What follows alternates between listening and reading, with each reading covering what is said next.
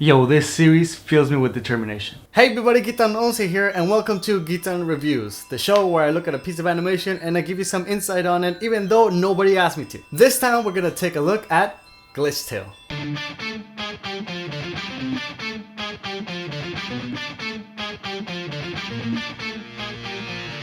So before we dive into the animation, let's look at who's behind it all. Glitchtale was created by the very popular Camila. Camila originates from the wonderful country of Chile and her earliest work was uploaded on October 16, 2011. A little animation that would start her rise in popularity in the animation community. A little someone made her debut. But we're not talking about that yet. At the very end of the video we'll come back to it, so stick around till the end because it'll be good. As time went on, she kept on doing animations and in 2012 made a name for herself by making the clan Nemesis. A clan consisting of the characters Jade, Kiryu, Kurusa, Yun, Balonio, Gus. I think. Is that the name? Is that how you pronounce it? I think so. Fast forward to a lot of animations, some stick fights, some live streams, some nice cute animations that were dedicated to her family members, and then in 2015, a game dropped. A game that would become so iconic and would spark a fandom so large and powerful that even the Pope got a copy of the game. I'm not joking. MatPat gave him a copy. Here's the proof. He gave him a copy. It's legit. Look it up. And that game is none other than Undertale. The game exploded onto the scene and any and all that played it became obsessed with it. And that includes today's person of interest, Camila, or Camila. Depends on where you're from. And with that, in 2015 came Camila's first Undertale related animation, Snow Statues. Just 3 months after the original game release. Now that we got all this information out of the way, let's dive into the series Glitchtale. Starting with the first episode, Megalomaniac. Correct, yes. Here's the word. The episode starts with what is arguably everyone's favorite character, Sans, engaging in battle with our boy Frisk. And there's some spoopy music playing in the background. It's pretty epic opening scene. But then we see him fight and die and over. The battle continues. He tries again. He resets the game. He continues. He tries. But as the fight goes on, we see that Sans is not really happy about it. We see him having some memories of like things that happened prior to that battle. And something's going on with our boy Frisk. He starts glitching, hence the name. As the fight continues, it seems that Frisk is being corrupted by Chara, which is like the original kid that fell into the underground for the first place. Don't worry, we'll get into it later. He's like being corrupted by it, and then as the fight continues, like he takes over, kind of locking Frisk away into like this like subconscious or maybe like a different part of the game, because this is all taking part of the game basically. So it's being locked away so he can't do nothing, while Chara now possesses the body and is fighting Sans. The fight kind of goes into Chara's side of the fight, but then as Frisk is trying super hard to break away, he remembers like, oh crap, I messed up, I need to apologize, my boy Sans is hurting, so I need to like help. And he breaks out and is able to basically save the day thanks to the power of love and friendship. And that's basically the first episode. I know it's kind of a spoiler, but honestly, if you're here for the series, this is basically like the tipping point. You don't even, this is like whatever, because I have a theory. I believe that this animation was intended to be like a one-time thing, maybe like do others but not have like a sequence of events. But I think that people reacted to it in such a good way that she's like, oh well, I guess I'll run with it. And just to be super sure, let me ask Camila. Let me see. Why are we still here? Just to suffer? Right away, since the first episode, there are a lot of like hidden meanings behind all the actions and all the things that are going on. Honestly, there's so many references that you need to have played the game or need to have like be a part of the fandom to honestly understand. You can really tell the love and care that came into this animation. Camila obviously loves the game, and you can notice it in the amount of detail that she puts into like the references. Honestly, if you have not played the game, you ain't gonna get it. Easy as that. I didn't get it. I had to go research. I went to the freaking wiki fandom page to get most of the meaning. Thanks for making me do research, Camila.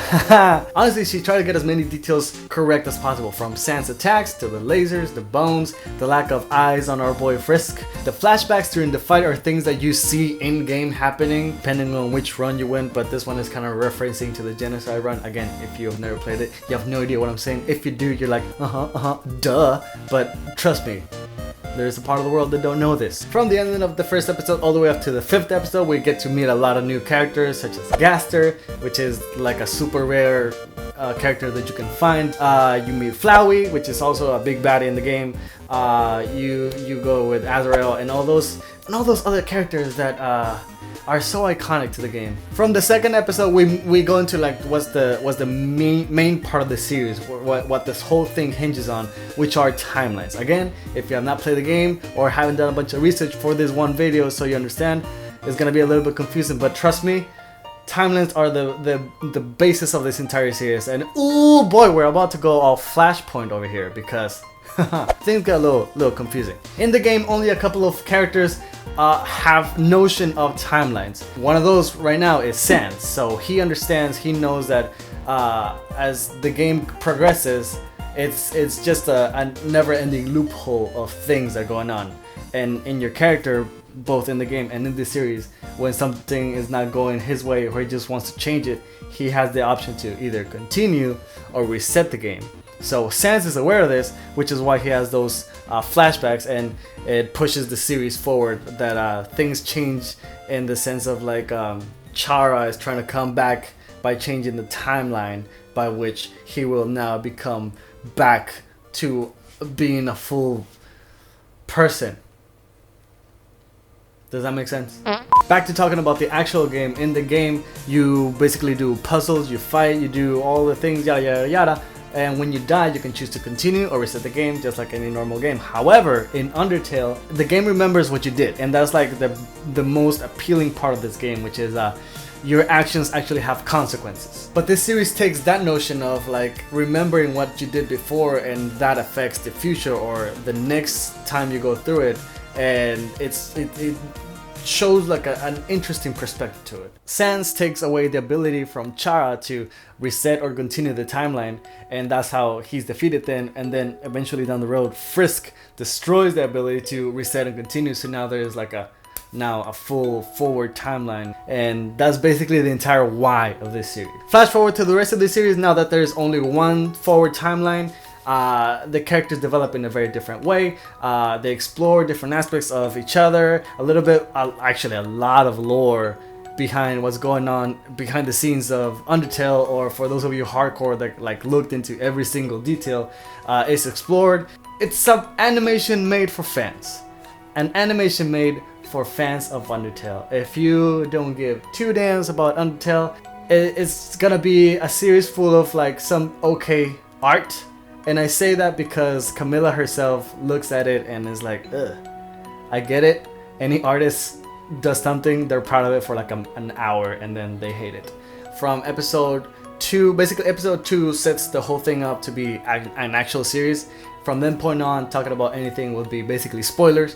So you go and check that out later. Not yet, keep watching. But yes, anything past episode 2 is now just a developing story, so I will not go into what happens during those episodes, but I recommend you go watch it. Now let's look actually at the actual animation. I'm unsure of when the production for this series began. However, I do know that February 27 was when it was first uploaded, and the last episode, episode 5, was uploaded on June 24th, 2016. So that basically adds up the math to about an episode a month, which is whew! I honestly applaud her for her diligence and for sticking to this animation in this series for so long and so consistent. From her words herself, she was working on this basically as a job from Monday to Friday, about 8 hours a day, working every day to get this out to the people. So that round of applause to you for sure, for sure. The cool thing you can see is like in this animation or in this series, you can see her growing, and I think that's something that you can only really appreciate from an independent creator when it's like one person doing all the work.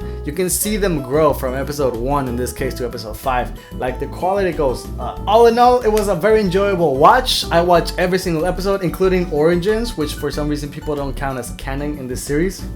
I don't know. I mean, it's kind of like a setup for what's coming in April. If you're a fan of Undertale, if you like Undertale, if you have notions of Undertale, if you have even watched gameplay of it, you'll enjoy it. If you have never seen, played, or heard, first of all, bless your heart. Second of all, you won't get it as in like a story. You'll get it as like a visual candy, like, ooh, nice fight. Ooh, look at that laser. Ooh, look at that skeleton. Why does that kid have no eyes? But again, for those of you that have played it and do get Undertale, right now is a great time for you to go and watch it, because coming April, the new season is gonna start again. So go over there, watch it, tell them that Guitan sent you. Type it in the comments. I want her to know that you're there because of me. Yes, links in the description. Now, at the beginning of the video, we mentioned that we were gonna come back to a little someone that she debuted back in the day when she was doing stick figure animations, and it's a message that I want to say directly to her. I'm talking right now to her, so please, please, please do whatever you can. Tweet this to her, comment on it, send it to her, whatever you can do. I need her to watch this video, or at least this part, because I have a very special message for her, and I'm actually gonna say it in Spanish. I'm gonna put subtitles in the bottom so you understand what I'm saying, but I want to say it in Spanish because it's a very special message. So I'm gonna do it like this, okay? Camila, por mucho tiempo tú has sido considerada como la reina de stick figures, y la verdad, tal vez en un tiempo sí fuiste, pero ya no. Entonces, yo creo que tengo a alguien que puede tomar ese lugar. Quiero retarte oficialmente a un duelo. Tú contra mí. Ya está bien que estás haciendo otras cosas, lo entiendo, pero hay un puesto vacante el cual tú antes usabas y ya no lo ocupas. Entonces, te reto. Una pelea de tu chica contra mi chica, a ver quién es la nueva reina. Después de que acabe el episodio 12 de mi serie, empezaré a enfocarme 100% en esta animación. La haré lo mejor que pueda. Espero tú también hagas lo mismo. Y espero tu respuesta. Espero tu respuesta.